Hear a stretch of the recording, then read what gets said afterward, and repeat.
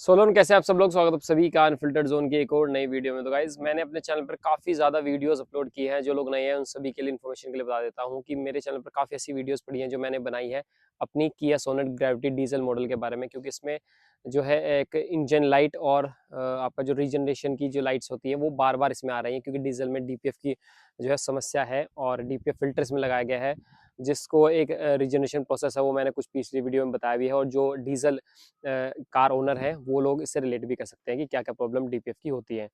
तो वो डीपीएफ की प्रॉब्लम इसमें जो लगातार चल रही है वो 6 महीने हो गए हैं उसको, और वो सोल्व अब तक नहीं हो पाई।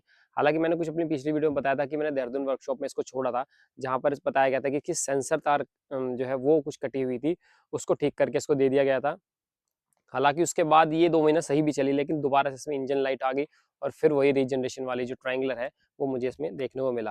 देखिए, जब मैं लास्ट बार वहां पर गया था तो उन्होंने कहा था कि अगर इसमें दोबारा कोई समस्या आती है तो जो इसका डीपीएफ है वो रिफर्बिश्ड होने जाएगा, जिसमें जो डीपीएफ फिल्टर है वो निकल कर दिल्ली जाता है और वो 15 दिन का इसमें प्रोसेस लगता है। ठीक है, अब तक 6 महीने हमने धक्के खा लिए, तो चलिए हमने सोचा चलिए भाई, नई कार ली उसके बाद भी धक्के खाने पड़ रहे हैं, और 15 दिन और सही, अपनी कार के बिना 15 दिन और रह लेंगे, धक्के खा लेंगे, कोई बात नहीं।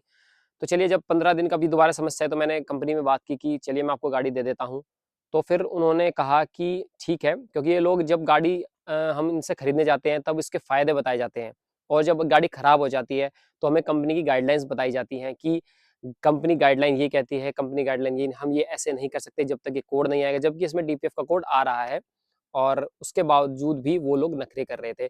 तो जब मैंने बात की तो उन्होंने कहा कि हमारी कंपनी की गाइडलाइंस हैं कि अब इसमें रिफर्बिश नहीं हो पाएगा। अब बताओ, गाइडलाइंस ज़रूरी है या कस्टमर की सैटिस्फैक्शन ज़रूरी है? मतलब गाड़ी खराब चल रही है लेकिन गाइडलाइंस ज़रूरी है। ये कहाँ की बात है, मतलब कहाँ का न्याय है ये? तो वही बात है ना कि कंपनी वाले जब तक नहीं मानते, जब तक इनके सर पे जाके वहाँ आप हंगामा ना करो, क्या एक अच्छा कस्टमर, क्या धैर्यवान कस्टमर को क्या ये चीज़ें फेस करनी पड़ेंगी? अगर हम तरीके से चल रहे हैं, अच्छी तरीके से आपसे बात कर रहे हैं, कोऑपरेट कर रहे हैं चीज़ में, तो इसका मतलब ये थोड़ी आप हमारा फ़ायदा उठाएँगे। हमारे सब्र का बाँध जब तक नहीं टूटेगा तब तक आप इंतज़ार करेंगे। तो बात हुई वही, जब तक मैंने उनसे बात नहीं करी, फिर वही तू तड़ाक वाली बात हुई। मतलब तू तड़ाक इन द सेंस कि मतलब मैंने अपनी बात कही, उन्होंने अपनी समझाई। जब मैंने उन्हें अच्छे से अपनी बात समझाई कि अगर आप बताइए अब मैं क्या करूँ? गाड़ी खराब है, आपकी गाइडलाइंस कह रही है कि चेंज नहीं करना। आपने खुद कहा था कि रिफर्बिश्ड होगा। तो फिर अब एसी में बैठकर कोट पहनकर बातें बताना तो मुझे लगता है काफ़ी आसान है, लेकिन जिस कस्टमर को 15 दिन अपनी गाड़ी छोड़नी पड़ेगी, वो रोज़ धक्के खा रहा है वर्कशॉप के, अपनी विदाउट गाड़ी के पैसे भी भरे हुए हैं, फिर भी गाड़ी नहीं चल रही है, तो कितनी समस्या कस्टमर को आती है, ये कौन देखेगा? गाइडलाइन समझाना तो मैं समझा दूँ, लेकिन फेस तो उसको करने पड़ता है ना, इसकी गाड़ी है जिसके पैसे जा रहे हैं। तो मेन चीज़ ये है। तो जब बहुत चीज़ कही, उसके बावजूद वो उन्होंने कहा कि चलिए ठीक है, और आप इसे भेजिए, हम इसे देखते हैं। तो मेरा इस वीडियो के माध्यम से बताने का मतलब यही है कि मतलब जब गाड़ी आपने हमें दी है तो उसको रिपेयर कौन करेगा? हमें कोई समस्या आ रही है, हमने आपसे सेकंड हैंड गाड़ी नहीं खरीदी, नई गाड़ी खरीदी है, पैसे देकर खरीदी है, तो फिर इसको रिपेयर करने की ज़िम्मेदारी आपकी क्यों नहीं है? आप बता देते हैं उस वर्कशॉप में करा लीजिए, वो सही है, वो करा ली आपकी भी तो वर्कशॉप है, आपकी ज़िम्मेदारी क्यों नहीं है इस चीज़ की? क्यों आप लोग बचते हो इस चीज़ से?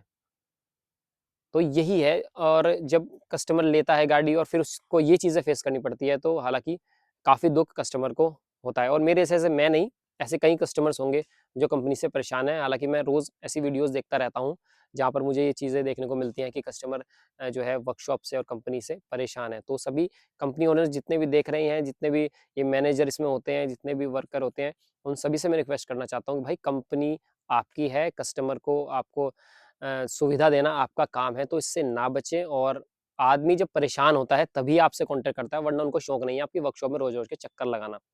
तो फिलहाल उन्होंने तो मना कर दिया था, लेकिन मना करने से तो भाई काम नहीं चलने वाला, क्योंकि मैं तो छोड़ देने वाला हूँ। मैं तो गाड़ी ठीक करवा के रहूँगा। गाड़ी तो ठीक करनी पड़ेगी, वरना इसे खड़ी करके वहीं आपके गाँव वहाँ पर खड़ी कर दूँगा। गाड़ी तो ठीक करनी पड़ेगी, क्यों भाई, पैसे दे रखे, गाड़ी ठीक ज़रूर करवाएँगे। तो बात ये है। तो इस वीडियो में तो अब क्या होता है कि मैं इसको छोड़ के आऊँगा और देखते हैं अभी प्रोसेस क्या रहता है। क्या 15 दिन रिफर्बिश पे जाएगा या कुछ और समस्या है? क्योंकि समस्या बताते रहते हैं, ये होगी, वो होगी, समस्या सॉल्व करते हैं नहीं। अरे भाई, अगर डीपीएफ की दिक्कत नहीं है, कोड ने फिर कोड क्यों आ रहा है? और अगर डीपीएफ की दिक्कत नहीं है, तो क्या और दिक्कत है जो आपके समझ में नहीं आ रही? ऐसा क्या है जो गाड़ी में आपको पता नहीं लग रहा? तो वो समस्या सॉल्व करो। मेरे साथ तो समस्या नहीं आनी चाहिए ना, इससे मुझे क्या मतलब? तो ये है, फिलहाल तो रिफ्यूज़ कर दिया था, लेकिन फिर भी मैंने उनको जैसे-कैसे उन्होंने ले लिया, जब प्रेशर दिया थोड़ा-सा इधर-उधर की बातों का, तब वो मान गए हैं, और नहीं मानेंगे तो आगे देख लेंगे। तो बात सारी ये है। इसके बाद अब गाड़ी छोड़ने जा रहा हूँ, अगली वीडियो में बताऊँगा कि क्या है क्या नहीं। फिलहाल मिलते हैं आपसे नेक्स्ट वीडियो में, तब तक के लिए डू सब्सक्राइब अनफिल्टर्ड जोन।